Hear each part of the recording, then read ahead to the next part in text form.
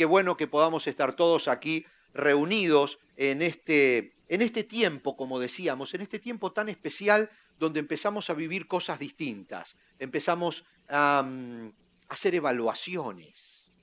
Es un mes de evaluaciones, es una época donde miramos hacia atrás y pensamos cómo nos ha ido, en donde empezamos a hacer proyecciones hacia el futuro, pero también es una época donde hay muchos miedos en todos nosotros. A veces, a veces los reconocemos, a veces sabemos a qué le tememos y oramos y tratamos de controlarlo y el Señor nos ayuda. A veces ni siquiera sabemos a qué le tememos. Así que hoy quería que meditemos en estos pocos minutos que tenemos por delante acerca de un miedo en particular, al que podríamos llamar nuestro miedo más profundo. ¿Les sembré la duda? Bueno, entonces ahora vamos a otra cosa.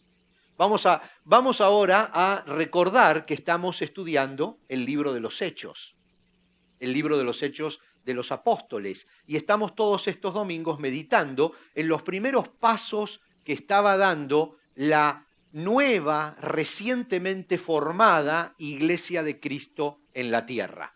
Y estábamos mirando los primeros capítulos, los primeros 1, 2, 3, quizás hasta el 6, hasta el 7 capítulos del libro de los Hechos de los Apóstoles. Y estábamos viendo cómo la iglesia se estaba organizando, ¿verdad? Y en ese contexto de la primera iglesia vamos a ver los miedos. Así que solo como para ponernos ahora un poquitito en onda, vamos a recordar que el domingo pasado el pastor Víctor nos hablaba acerca de pequeño problemita que empezó a haber allí en la iglesia acerca de que había algunas personas que estaban un poco desconformes porque quizás en la repartida de los alimentos se le estaba dando más los primeros lugares a las viudas de cierto grupo y los segundos lugares a las viudas y a los huérfanos de otro cierto grupo. Entonces hubo algunas quejas y malestares y se reunieron los apóstoles y dijeron, bueno, señores, nosotros no podemos hacer todo, no podemos estudiar, no podemos predicar, no podemos ir 3 veces por día al templo de Jerusalén a predicar las buenas nuevas del Evangelio y además ocuparnos de los detalles. Entonces vamos a formar un equipo de gente que nos ayude para organizarnos. Y ahí tenemos el primer punto para orientarnos en este tiempo que estamos viviendo. Vamos a ver si lo podemos vivir junto con los primeros apóstoles. Dice el libro de los Hechos, el capítulo 6 y versículo 5, a todos les gustó la idea de armar este equipo y eligieron a Esteban como uno de esos integrantes del equipo, diáconos, personas que se encargaran de administrar la repartida de los alimentos a las personas que estaban en necesidad. Juntaban los alimentos entre todos los que podían, los acumulaban en un lugar y los repartían. Entonces armaron un equipo para atender las mesas y allí estaba Esteban. Pero Esteban era una persona conocida por el resto de los judíos que, por supuesto, todavía no habían aceptado esta nueva fe. Y dice la Biblia que Esteban debatía constantemente en el templo con los demás judíos. Era un hombre conocido. Esteban, dice el versículo 10 del mismo capítulo 6, dice, ninguno de ellos podía hacerle frente a la sabiduría y al espíritu con que hablaba Esteban. Era un hombre vehemente, un hombre emocional, un hombre agresivo. Cuando pienso en Esteban me imagino, ustedes conocerán esas personas que son tímidas y calladitas, pero que cuando se prende el partido de fútbol, ¡uy, señores! Hay una explosión allí y que nadie les hable del equipo contrario o le diga que algún jugador de su equipo juega mal, porque el hombre se pone como loco. Bueno, yo me imagino a un Esteban así, que en el momento que alguien le hablaba algo malo de Jesús, el hombre, ¡pum!, se prendía como un fosforito y discutía con todos y alegaba con vehemencia para tratar de convencer y de explicar su punto, lo que él estaba viviendo. Así me hago la personalidad de Esteban. Pero por supuesto, del otro lado de la mesa siempre existen los malos perdedores, esos que digamos, no quieren reconocer que están equivocados, y entonces dice Hechos 6:11, el versículo que sigue, que esa gente, dice, entonces persuadieron a unos hombres para que dijeran mentiras acerca de Esteban. Este grupo de resentidos dijo, bueno, no le podemos ganar a este hombre. Cada vez que nosotros hablamos algo, él agarra la Biblia, agarra la Torá y nos muestra los pasajes bíblicos, nos habla del profeta Isaías, nos habla de las veces que el profeta Isaías habló de Jesús y, bueno, nos está volviendo locos a todos acá en el templo. Entonces eligieron a algunos falsos testigos para que digan mentiras de Esteban. Fíjense, y por supuesto, inmediatamente lo arrestan a Esteban.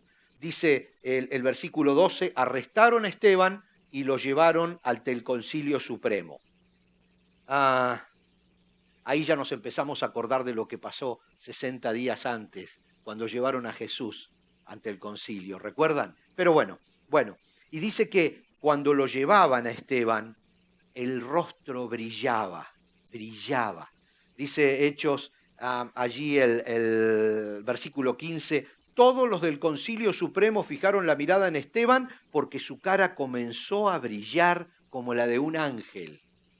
Siempre recuerdo también la escena cuando Moisés baja del monte Sinaí con las tablas de la ley después de haber visto a Dios, después de haber estado con Dios, y dice que su rostro brillaba como el de un ángel por haber estado en la presencia de Dios.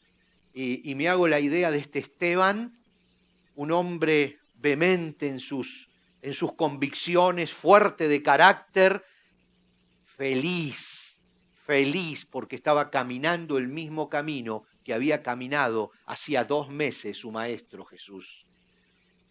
Y por supuesto, cuando lo ponen a Esteban frente al concilio, Esteban da un largo mensaje, y al final uno de los mejores mensajes de toda la Biblia, porque hace un resumen de todo lo acontecido por el pueblo de Israel, desde Abraham, y luego, al final, en sus últimas frases, acusa al concilio de asesinos de Jesús. Dice Hechos 7:52, mencionen a un profeta a quien sus antepasados no hayan perseguido. Hasta mataron a los que predijeron la venida del justo, el Mesías, a quien ustedes traicionaron y asesinaron. Todo era verdad, pero lo dijo con tal vehemencia, lo dijo tan descaradamente frente al concilio y le dijo, ustedes son unos asesinos. Entonces dice que se sintió muy mal el concilio, por supuesto reaccionaron, y en el versículo 54 que dice, los líderes judíos se enfurecieron por la acusación de Esteban y con rabia le mostraban los puños, lo amenazaban. Entonces dice la Biblia allí mismo en el siguiente versículo que Esteban mira al cielo. Pero Esteban, lleno del Espíritu Santo, fijó la mirada en el cielo y vio la gloria de Dios y vio a Jesús de pie en el lugar de honor a la derecha de Dios. Y Esteban murió perdonando a quienes lo estaban matando. Y leemos en los versículos 57 al 60, entonces se lanzaron sobre él, esta turba enfurecida. Ya no hablamos solo del concilio, hablamos de un montón de gente enfurecida porque Esteban los estaba tratando de asesinos. Y dice, lo arrastraron fuera de la ciudad y comenzaron a apedrearlo. Dice entonces que Esteban oró, Señor Jesús, recibe mi espíritu, y cayó de rodillas gritando, Señor, no los culpes por este pecado, y dicho eso, murió. La vida de Esteban nos abre infinidad de posibilidades para meditar. Todo lo que él dijo, todo lo que él hizo, todo lo que él sirvió, todo hasta el punto donde él se entregó, incluso hasta en sus últimas palabras. Y yo me pregunto, Esteban también tendría otras oportunidades cuando se presentó frente al concilio, ¿verdad? Esteban es un hombre como usted, como yo, como cualquiera de nosotros.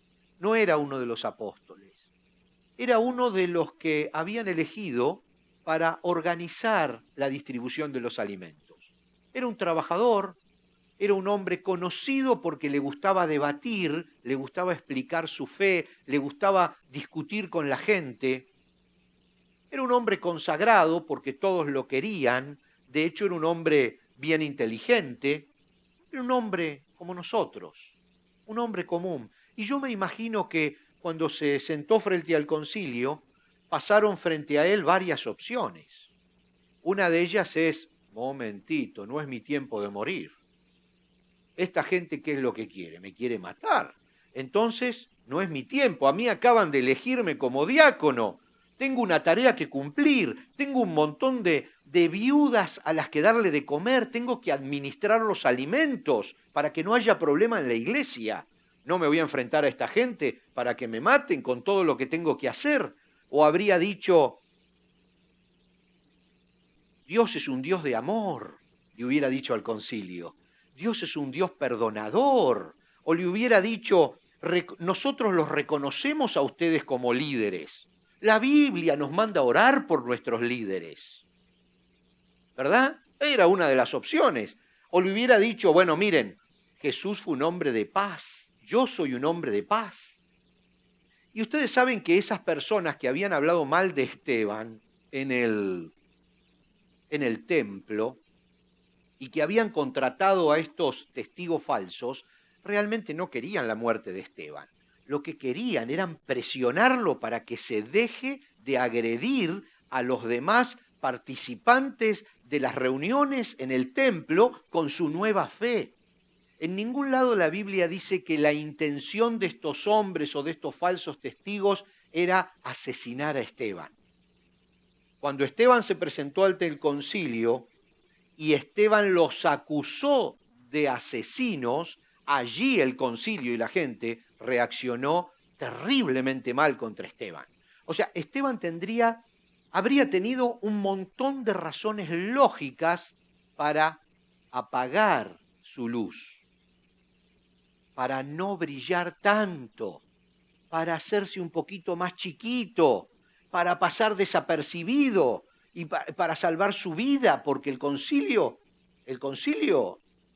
lo querían destruir y él lo sabía. Un montón de razones lógicas. Debe haber tenido miedo. Fíjense, debe haber tenido miedo.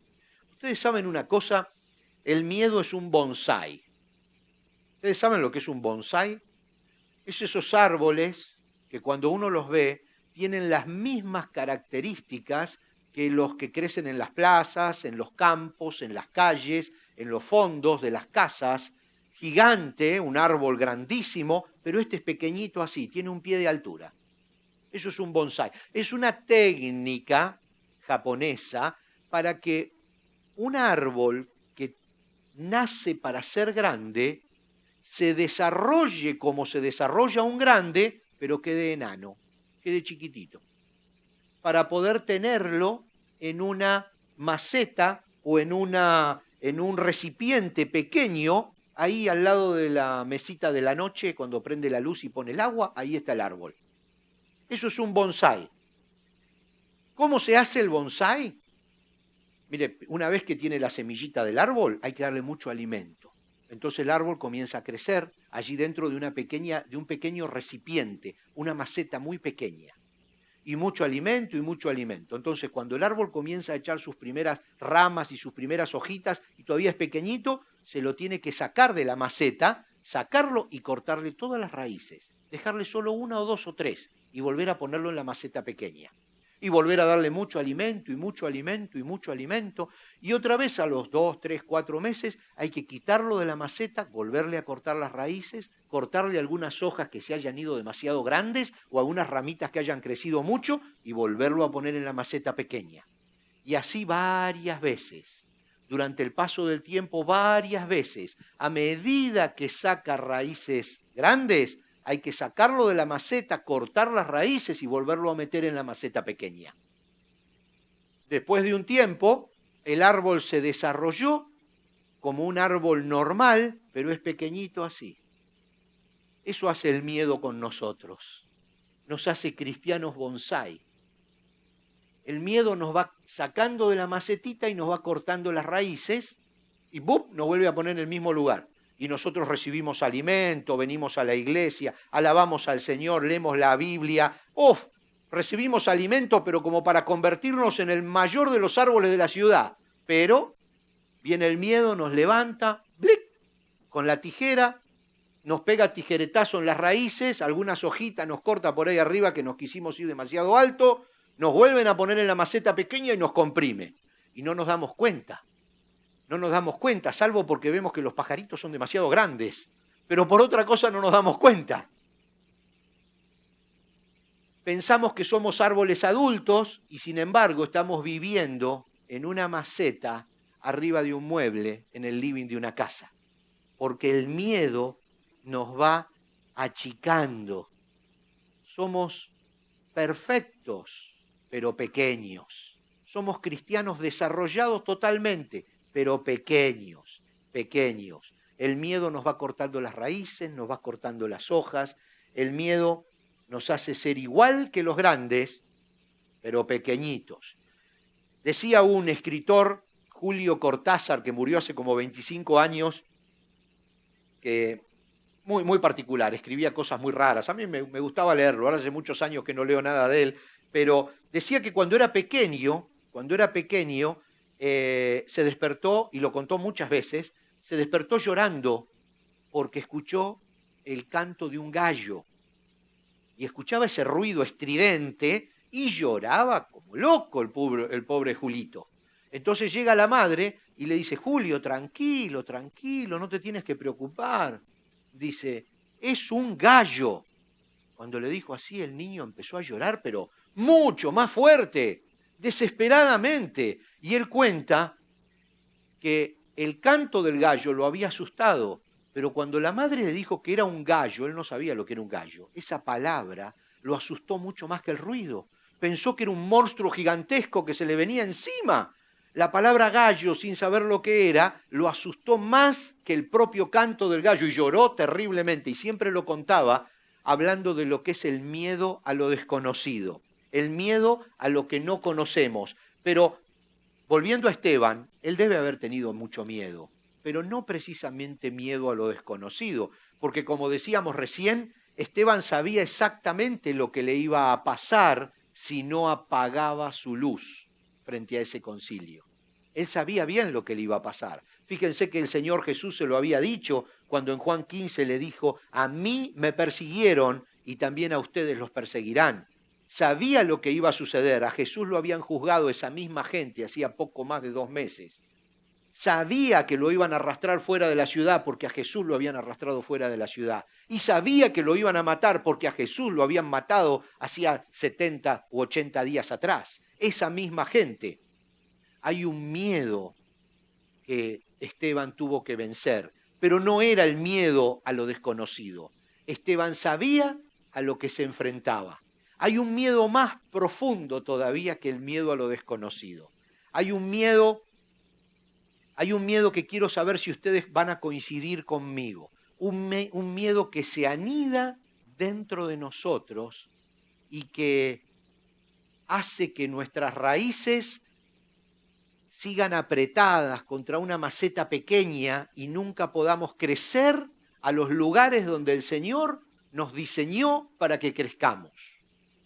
Hay una autora, una escritora americana contemporánea, vive aún, Marianne Williamson, escribió como 10 libros, varios de ellos son bestseller, y en uno de sus libros, Regreso al Amor, citó un pasaje acerca del más profundo de los miedos.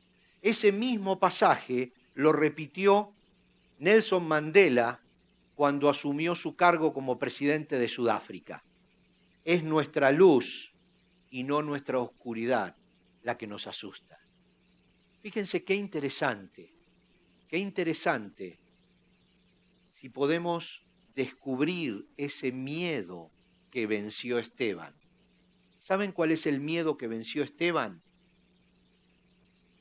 Venció el miedo a ser luz. Venció el miedo a estar vivo en una tierra de muertos. venció el miedo a estar consolado en un mundo de desconsolados. Venció el miedo a no tener, a tener esperanza en un mundo de desesperanza.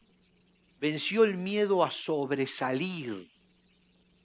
Venció el miedo a no brillar. Ese es el miedo más profundo, es precisamente el miedo que nos hace apagar nuestra luz. La Biblia habla de que todos nosotros somos luces y la luz no hay que ponerla debajo de la mesa. Nos ponemos debajo de la mesa nosotros solos porque tenemos miedo de estar sobre la mesa. Tenemos miedo de sacar nuestra cabeza un poquitito más allá del montón. Queremos estar en nuestro espacio de confort. No queremos sobresalir en el estudio, en nuestro trabajo. No queremos sobresalir entre nuestras amistades. No queremos que nos identifiquen como ese es el cristiano. ¿Por qué? Porque al que lo identifican, lo apedrean. Y le tenemos miedo a las piedras y entonces escondemos nuestra luz. Nuestro miedo más profundo es miedo a ser todo lo grandes que Dios nos llamó a ser. El apóstol en 1 de Juan 2 dice, les escribo a ustedes que son hijos de Dios, porque sus pecados han sido perdonados por medio de Jesús. Les escribo a ustedes los que son maduros en la fe, porque conocen a Cristo, quien existe desde el principio. Les escribo a ustedes los que son jóvenes en la fe, porque han ganado la batalla contra el maligno. Nuestra luz es que somos perdonados, hijos de Dios, conocemos a Cristo, hemos ganado la batalla. Es hora de que reconozcamos que somos hijos de un rey y nos pongamos de pie como hijos del rey, aunque todos los que nos rodean estén doblados, aunque todos estén agachados, tenemos que vencer el miedo a ponernos de pie. Porque cuando nos ponemos de pie, es como decía esta película, es que cuando le damos la libertad a los demás que también se pongan de pie. Es cuando estamos mostrando que los demás están agachados. Nuestro miedo más profundo es quedarnos con nuestra luz debajo de la mesa por no brillar más que los demás. Y el desafío de esta mañana es el desafío a vencer el mismo miedo que venció Esteban, el miedo a apagar la luz que tenía. Esteban tenía la opción de menguar su luz, de hacerse chiquito. Dice, muchachos, perdonen, realmente no los quise ofender. Yo tengo una fe, la quiero. No, entonces, pero quédense tranquilos. No, está todo bien. Hubiera salvado su vida metiéndose debajo de la mesa. Pero Esteban dijo, tengo una luz y mi obligación es hacerla brillar. Y se paró sobre la mesa. Cuando se paró sobre la mesa, vinieron las piedras.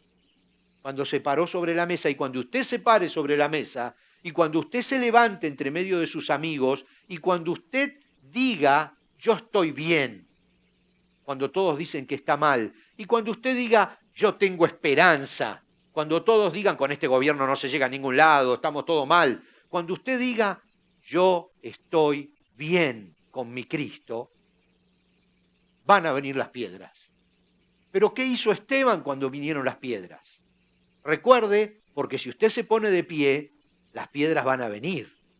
Miró al cielo Esteban. ¿Recuerda lo que hizo? Miró al cielo. Hay un pasaje en el Salmo 121 que lo estudié de chico en Reina Valera y me lo acuerdo de Reina Valera, aunque aquí lo tengo anotado en otra versión, pero dice, alzaré mis ojos a los montes, ¿de dónde vendrá mi socorro? ¿Lo sabe? Mi socorro viene de Jehová, que hizo los cielos y la tierra. No dará tu pie al resbaladero, ni se dormirá el que te salve, el que te ayuda. ¿Se da cuenta? Esteban miró al cielo, porque del cielo vendrá nuestro socorro. Alzaré mis ojos a los montes, porque de allí vendrá mi socorro. A partir de esta situación donde Esteban se puso de pie, comenzó una gran persecución a la iglesia evangélica o a la iglesia cristiana, a la primera iglesia cristiana que hasta ahora estaba muy cómoda reuniéndose en Jerusalén. Estaban disfrutando de la coinonía, o sea, del estar junto con los hermanos. A partir de que Esteban se puso de pie, todo el resto de la iglesia se puso de pie y comenzaron las piedras. ¿Y qué pasó? Se tuvieron que ir a otras ciudades, a otros países, porque empezaron a tirarles piedras. ¿Y qué pasó? Hasta aquí llegó el Evangelio por culpa de esas piedras que le tiraban y que obligaron a que la iglesia comenzara a desparramarse por el resto del mundo y a cumplir la gran comisión de ir por todos lados predicando el Evangelio. Estaban muy cómodos sentados, pero basta que uno se paró, los demás comenzaron a pararse. Basta que uno se puso con su luz sobre la mesa para que entonces el Evangelio llegara hasta nosotros. Y ese es el desafío para hoy. Digan lo que digan los demás, nuestra decisión es, si reconocemos que tenemos la luz de Cristo en nuestro interior, si sabemos que tenemos la luz de Cristo en nuestro interior, ¿qué hacemos ahora? ¿Nos dejamos dominar por el miedo a hacerla brillar? ¿Por las consecuencias que pueden suceder si la hacemos brillar? ¿Y dejamos que ese miedo nos vaya cortando las raíces y convirtiéndonos en cristianos chiquitos, en cristianos bonsái? ¿O salimos de la maceta pequeña y dejamos que las raíces empiecen a meter en la tierra y empecemos a crecer hasta llegar al punto que Dios hizo y que Dios pensó para nosotros? Un punto de grandeza, un punto de brillantez, un punto de esperanza, pero hay que vencer ese miedo a meterse debajo de la mesa. Con Cristo somos hijos del Rey y tenemos que comportarnos como tales frente a la gente que nos rodea. Si nos achicamos, no se van a dar cuenta que somos hijos del Rey. Y si no se dan cuenta, no se van a dar cuenta que están doblados. Se van a dar cuenta que están agachados, doblados, cuando empiecen a ver a muchos cristianos ponerse de pie. Y van a decir, mira, está feliz. ¿Por qué será que está feliz? Mirá, está contento a pesar de que no tiene trabajo. ¿Cómo es eso? Uy, mirá, tenía una enfermedad terrible y ahora lo vemos caminar por la calle. ¿Qué fue lo que sucedió? Empecemos a brillar. Le voy a pedir a las personas que nos acompañan con la música que pasen ahora. Si usted es hijo de Dios, usted es hijo del Rey, usted tiene la luz, usted es luz, usted tiene esperanza, usted tiene consolación, usted tiene sanidad, usted tiene prosperidad. Es hora de ponerla sobre la mesa. Si usted no tiene a Cristo, es la hora de recibirlo. Es la hora de que la luz entre en su vida y con la luz todo lo demás. Así que vamos a orar. Vamos a orar mientras que Oscar nos acompaña con el piano. Es un momento de decisión. Usted decide si tiene a Cristo y si lo tiene, si se pone abajo de la mesa o se pone arriba de la mesa. Vamos a orar. Señor y Padre Celestial, gracias te damos porque al abrir tu palabra podemos decidir cada día cuál va a ser nuestro próximo paso. Hoy queremos decidir seguirte. Hoy queremos decidir levantar nuestra mirada al cielo. Hoy queremos decidir ponernos de pie y vencer el miedo que nos tiene debajo de la mesa. Y Padre, también te agradecemos por Jesús, porque Él se puso de pie primero. Él se puso de pie para que hoy todos podamos estar de pie con su luz.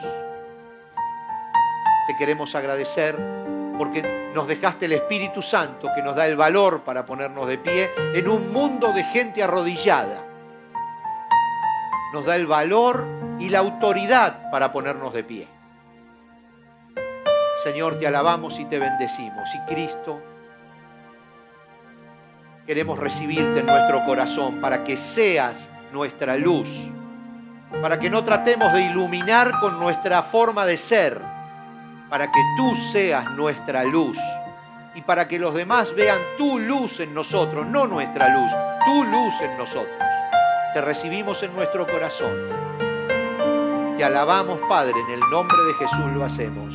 Amén y amén.